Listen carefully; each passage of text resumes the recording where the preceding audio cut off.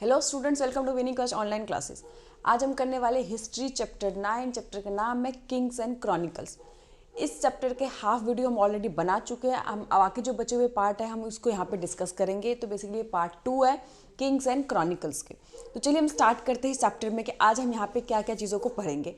तो मैंने बताया था कि मुगल एम्पायर में बहुत सारे जो क्रॉनिकल्स लिखे गए थे उनके बेसिकली जो कॉर्टियर्स के द्वारा, तो उसमें से बहुत सारे क्रॉनिकल में से जो 2 क्रॉनिकल्स थे वो बहुत इंपॉर्टेंट थे, अकबरनामा एंड बादशाहनामा।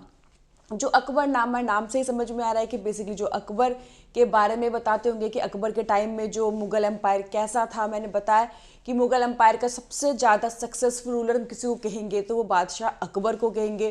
तो अकबरनामा के अंदर बादशाह अकबर के बारे में पूरी डिटेल है कि उनके टाइम में ज्योग्राफिकली कितना स्ट्रांग था, एडमिनिस्ट्रेशन कैसा था, उस टाइम पे कौन से कल्चर थे, कौन से लैंग्वेजेस थे, उनके बारे में डिटेल इन्फॉर्मेशन होगी।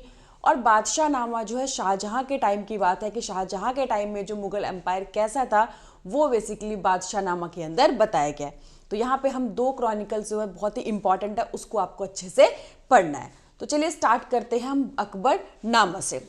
सबसे पहले आपको पता होना चाहिए कि जो अकबरनामा है वो किसके द्वारा लिखा गया है, क्योंकि अकबरनामा जो लिखा गया है अबुल फैजल के द्वारा लिखा गया है। और उनके लिखने के स्टाइल इतने ज़्यादा अच्छे थे कि बाद में उसको कॉपी करने की बाद में जो उस मुगल एम्पायर के जो रूलर बने उन्होंने बहुत कोशिश करी कि उनके जो भी जिस तरह से अकबरनामा को लिखे गए, आगे जो बादशाहनामा भी है जो उन्हीं की कॉपी के हिसाब से उन्हीं के स्टाइल पे बनाया गया था। तो इनके वर्ड्स, इनके लिखने का तरीका, इनका जो एक्सप्लेन करने का जो मेथड था अबुल फजल का बहुत ही यूनिक, बहुत ही अच्छा था। तो ये भी रीज़न है कि अकबरनामा इतना ज़्यादा सक्सेस हुआ। और सब में से जो 2 बेसिकली जो क्रॉनिकल्स है अकबरनामा बादशाहनामा वो काफ़ी पॉपुलर हुए। तो सबसे पहले जो ऑथर था अकबरनामा का वो कौन था, अबुल फजल, जो बेसिकली आगरा में बड़े हुए थे। और उनको बहुत सारे लैंग्वेज, चाहे वो पर्शियन लैंग्वेज हो, चाहे वो टर्किश हो, चाहे उन्हें ग्रीक फिलॉसफी हो, सूफीज़म हो, बहुत सारे लैंग्वेज का उन्हें क्या था, नॉलेज था। साथ ही साथ ये जो थे जो भी रूढ़ीवादी, हम कहते हैं ना, जो रूढ़ीवादी कंजर्वेटिव मुस्लिम थे, उनके जो विचार थे, जिस तरह से वो उलमा को मानते थे, वो इनके अगेंस्ट थे, अपोज थे। ये हमने पीछे भी पढ़ा था कि जब पेंटिंग की बात आई थी, क्योंकि उसमें लिखा हुआ था कि जो राजा और जो उलमा के जो मानने वाले जो मुस्लिम ऑर्थोडॉक्स थे उनके बीच में टेंशन का रीज़न होता था। वो लोग कहते थे कि पेंटिंग को नहीं बनाना चाहिए इंसान को, बट अबुल फजल ने इसको बिल्कुल अपोज किया। उन्होंने कहा कि ये जो फालतू की चीज़ें हैं, ये जो पेंटिंग है वो म्यूजिकल आर्ट है, मैजिकल आर्ट है, इसमें किसी भी निर्जीव के अंदर जिसमें कोई लाइफ नहीं है उसमें भी लाइफ डाल सकता है। तो ये बेसिकली इंडिपेंडेंट थिंकर थे और ऐसी सोचने वालों के बिल्कुल अगेंस्ट थे और उसको नापसंद करते थे। इन्हीं सब चीज़ों से, क्वालिटी से इंस्पायर होकर जो बादशाह अकबर थे उन्होंने उसको अपना एडवाइज़र और स्पोक पर्सन अपॉइंट कर लिया था, क्योंकि उसकी जो सोच थी, उसकी जो थिंकिंग थी बहुत ही इंडिपेंडेंट थी। वो जो कंजर्वेटिव, जो ऑर्थोडॉक्स मुस्लिम, जो रूढ़िवादी जो विचार थे इनके खिलाफ थे। तो अकबर को ये बहुत अच्छा लगा। उन्हें लगा कि जो उनका एडवाइज़र है वो अच्छा हो सकता है, ये लोगों को अच्छा बता सकता है कि मुगल एम्पायर के क्या क्या नियम है, कैसे चलना चाहिए। तो इसीलिए उन्होंने क्या कर लिया था, इसको अपॉइंट कर लिया था। ठीक है, उसके बाद हम बात करते हैं कि जो क्रॉनिकल की, ठीक है, ये जो डिवाइडेड था बेसिकली जो अकबरनामा 3 वॉल्यूम हम कह सकते हैं कि 3 इसके पार्ट थे। जैसे कि किसी बुक के होते हैं ना ABC 3 पार्ट या फर्स्ट, सेकंड, थर्ड, तो इसके 3 वॉल्यूम थे। तो फर्स्ट और सेकंड जो थे बेसिकली अकबर के जो पास्ट है उन सब चीज़ों के बारे में बताया गया था। लेकिन जो थर्ड वॉल्यूम है वो सबसे ज़्यादा इंपॉर्टेंट है। उस थर्ड वॉल्यूम का नाम क्या था, आईने अकबरी। ठीक है, इस आईने अकबरी में बहुत इंपॉर्टेंट एग्जाम में क्वेश्चंस भी आते हैं आईने अकबरी के ऊपर। ठीक है, तो उसके बाद जो अबुल फजल थे उनको जो अकबर के जो बेटे थे जहांगीर, जिन्हें प्रिंस सलीम के भी नाम से जाना जाता है, उनके षड्यंत्र के द्वारा जो उनके नून थे बीर सिंह बुंदेला, उनके द्वारा इनकी हत्या करा दी गई थी।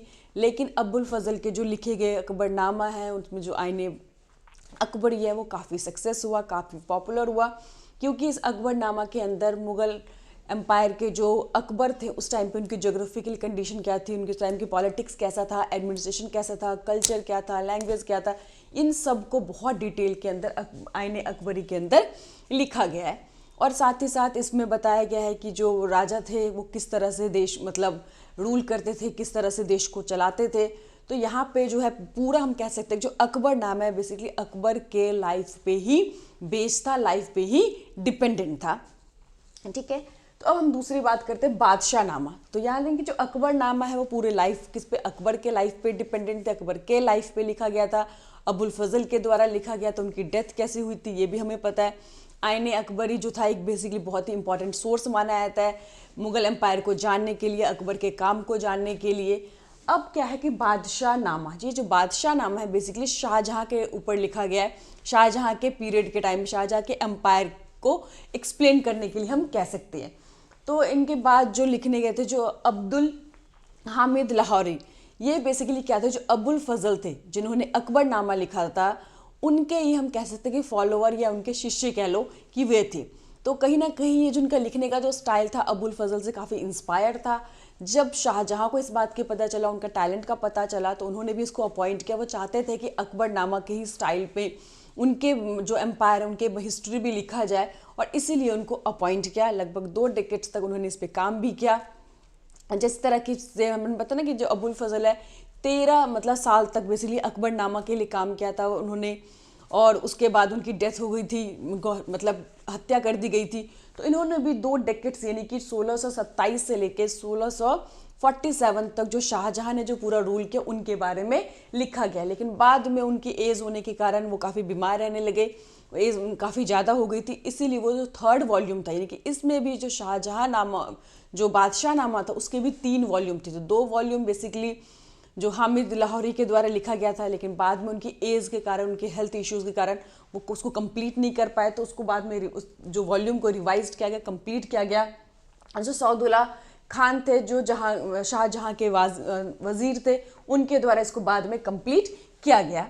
तो यहाँ पे लिखा हुआ जो बाद के अंदर जिन पे जो जैसे कि धीरे धीरे आपको पता है ब्रिटिशर्स आ गए थे, ब्रिटिशर्स को लैंग्वेज कल्चर बहुत अलग था। जब वो भारत में आए तो वो बेसिकली वहाँ की जो हिस्ट्री है उनके पुराने चीज़ों को जानने के लिए उन्होंने क्या बनाया था, एक जो एस्थेटिक सोसाइटी बनाया था 19th सेंचुरी में, और वहाँ पे जो अकबर नामा और बादशाह नामा है उनको ट्रांसलेट किया गया जानने के लिए, समझने के लिए, क्योंकि बेसिकली आपको पता है कि ये पर्शियन लैंग्वेज में लिखा हुआ था, तो इसको इंग्लिश में ट्रांसलेट किया गया ताकि जो ब्रिटिशर्स है, जो अंग्रेज है, वो उसको समझ सके और उनको पढ़ सके, तो उसको इंग्लिश में ट्रांसलेट किया गया है। तो कह रहे हैं अर्ली 20th सेंचुरी में जो अकबर नामा है उसको ट्रांसलेट किया गया है इंग्लिश में, और इनका जो क्रेडिट जाता है हेनरी बेवरिज को जाता है कि इन्होंने ही इसको ट्रांसलेट इंग्लिश में किया था। बादशाह नामा को हालांकि पूरा इंग्लिश में ट्रांसलेट अभी तक नहीं किया गया है, उसको अभी काम चल रहा है, लेकिन कुछ हिस्सों को इसको ट्रांसलेट किया गया, पूरा अभी तक काम कंप्लीट नहीं हुआ है।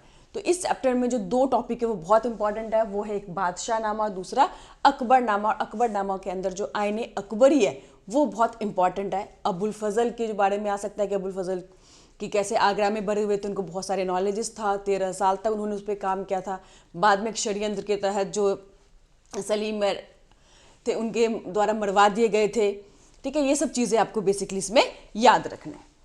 नेक्स्ट हम पढ़ते हैं इसमें कि यूनिफाइंग फोर्स, ये बहुत इंपॉर्टेंट है क्योंकि मुगल एम्पायर ने अपने जो भी क्रॉनिकल्स लिखे हैं उनमें इन चीज़ों पे बहुत जोर दिया है कि उनके एम्पायर में बहुत डिफरेंट टाइप के रिलीजियस लैंग्वेजेस के लोग रहते थे और किस तरह से मिलकर रहते थे।